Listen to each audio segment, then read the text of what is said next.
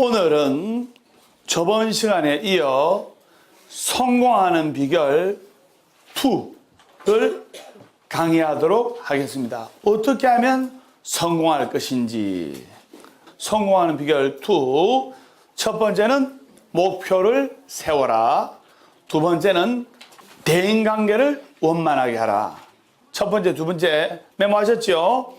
자, 시청자 여러분들도 잘 메모하시기 바랍니다. 제가 술술 풀리도록 해드리겠습니다. 자, 첫 번째 하겠습니다. 목표를 세워라. 목표를 세워라. 예. 목표를 세우는 사람과 목표를 세우지 않는 사람의 인생에서 결과는 10년 후, 20년 후는 하늘과 땅 차이입니다.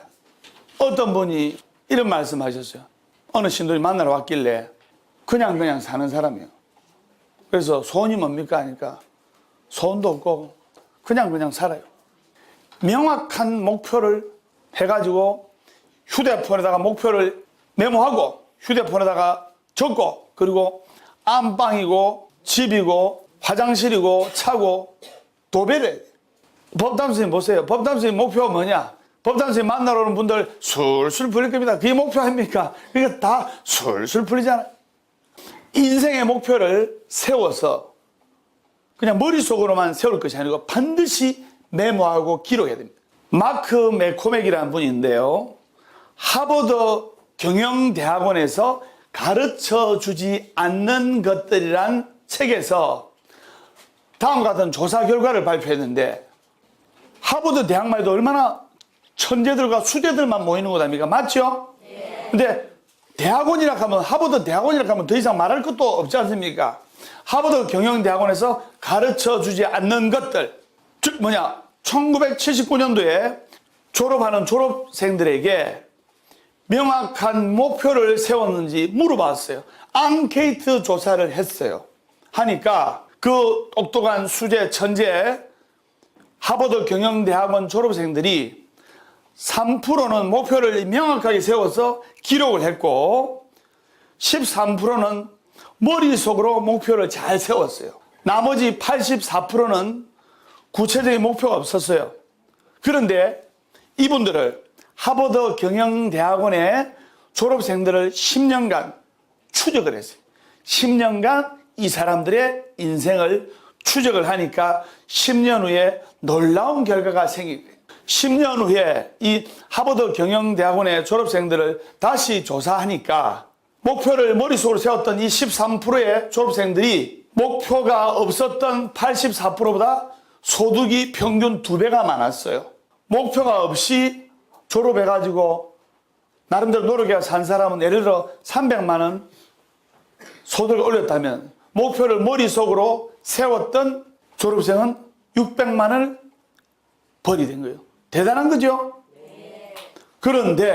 그런데 목표를 글로 명확하게 세워서 명확하게 기록했던 3%는 나머지 97%보다 소득이 평균 10배가 많게 된 거예요.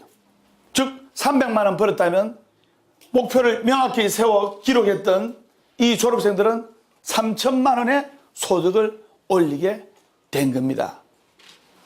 그렇기 때문에 반드시 목표를 세워서 휴대폰에다가 세워야 돼요. 목표를 세워서 휴대폰에 적어라. 독일 군인 에르빈 룸멜 장군이라고 이분의 일화가 있는데 이분도 분명한 목표가 성공을 이룬다 하셨어요. 제가 선정하겠습니다. 분명한 목표가 성공을 이룬다. 분명한 목표가 성공을 이루는 거예요.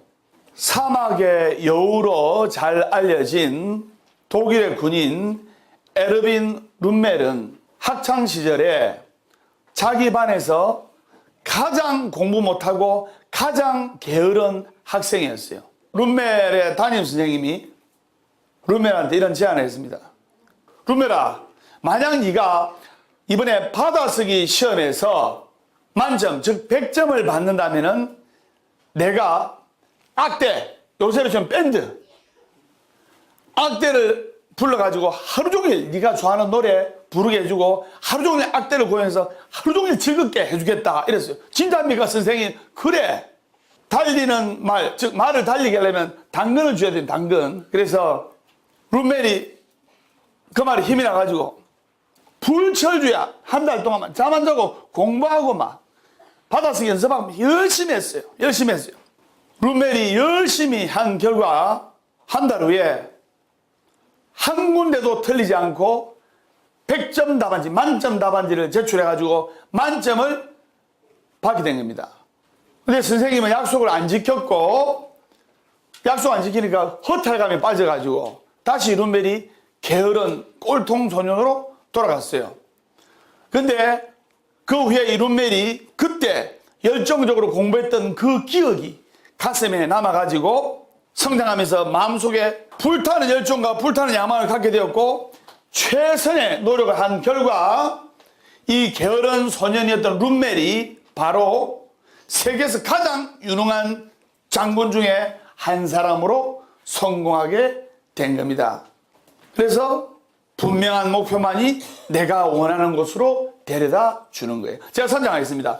분명한 목표만이 내가 원하는 곳으로 데려다 준다.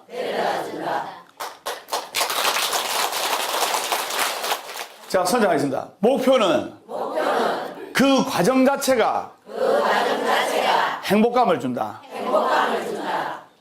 자, 여러분들이 주위에 정말로 행복한 사람을 관찰하면 그 사람은 뭐 하는 사람이냐? 정말로 행복한 사람들을 관찰하면 그 사람은 뭐 하는 사람이냐? 뭐를 열심히 일을 하고 자기 맡은 바 분야에서 정말 미친 듯이 열심히 일하고 빠져 있는 사람이 행복한 사람이에요. 이 말은 1932년 오스트리아 출신의 정신과 의사 베란울프가 목적 없이 아무런 목적과 희망 없이 자신에게만 빠져 있는 환자들의 슬픔과 고통에 부담과 아픔을 느끼면서 자신의 철학을 요약을 한 말입니다. 그렇기 때문에 어떤 사람들은 행복이 뭐냐면 성공해야 행복해질 거 아닙니까? 맞죠? 그리고 저번 시간에도 이야기했지만 성공이라는 것이 여러 가지가 있어요. 부자가 되는 것도 일종의 성공이고, 그 다음에 아주 건강해지는 것도 일종의 성공이고, 그다음에 여러분 아들, 딸들이 잘 되는 것도 일종의 성공이고, 남편이 잘 되는 것도 일종의 성공이고, 이 전체적인 게 모여서 진정한 성공이라고 말할 수가 있는 겁니다. 그럼 이 성공이 모여져서 행복한 인생을 만드는 겁니다. 여러분들이 절에 오는 것이 행복해지려고 오는 겁니다. 행복해지려면 성공해야 돼요. 여러분들은 성공하는 도량 보학사에 왔습니다. 성공하는 도량 보학사에 왔기 때문에 성공하는 스님 법담 스님이 진행하는 보학사 법담 스님의 술술 풀리는 소원성 이야기 시즌 3를 지금 시청하고 계십니다. 그렇기 때문에 여러분의 아들, 딸들은 성공할 수 있다. 이 말입니다. 설명 맞습니까?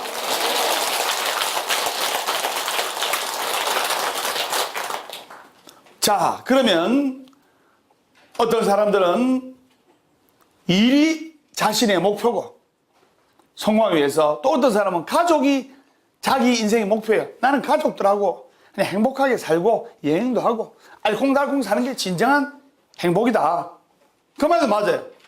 또 어떤 사람은 뭔가 마음이 힘든 사람들 위해서 베풀고 또 의미 있는 삶을 살기 위해서 헌신하는 것이 또 진정한 성공이고 행복이라고 할 수 있는 겁니다. 그래서 목표는 사람에 따라 각양각색이며 어떤 것이 좋고 어떤 것이 나쁘다고 말할 수가 없는 겁니다. 그렇기 때문에 근데 중요한 것은 목표 그 자체를 이루는 것이 성공이 아니고 행복이 아니고 그 목표를 이루기 위해서 스텝 바이 스텝 한 걸음 한 걸음 한 걸음 전진할 때가 바로 행복을 가져다주고 행복을 느낄 수가 있는 겁니다. 예를 들어 보겠습니다. 스포츠계에도 2년차 증거서란 말이 있는데 야구선수, 야구를 예를 들겠습니다. 고등학교 때 또는 대학교 때 캐스팅 돼서 프로로 들어와서 프로가 얼마나 어렵습니까? 하늘의 별 따기 아닙니까?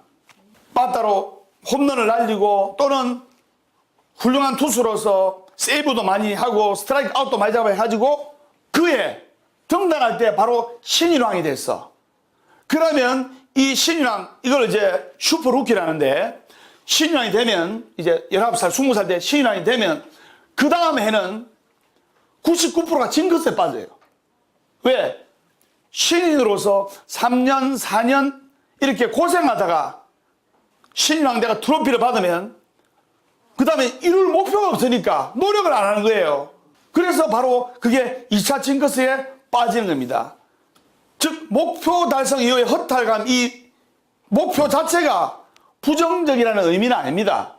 근데 중요한 것은 목표를 지금처럼 하나씩 이루어가는 과정에서 행복감을 느끼는 것이 진정한 성공의 밑거름이라고 할 수가 있습니다. 설명 맞습니까? 사람들마다 목표는 다르지만은 의미 있는 목표를 향해 나아가고 도전하는 것이 지속적으로 유지가 될 때 더 행복해지는 비결이고 더 성공하는 비결입니다. 설명 맞죠? 네. 자, 그러면 여러분들의 아들, 딸들이 잘 되는 것도 여러분들은 성공하는 겁니다. 맞죠? 네. 제가 성공하는 비결 두 번째 시간에 첫 번째가 목표를 명확하게 세워라. 휴대폰에다 목표를 기록해라. 그러면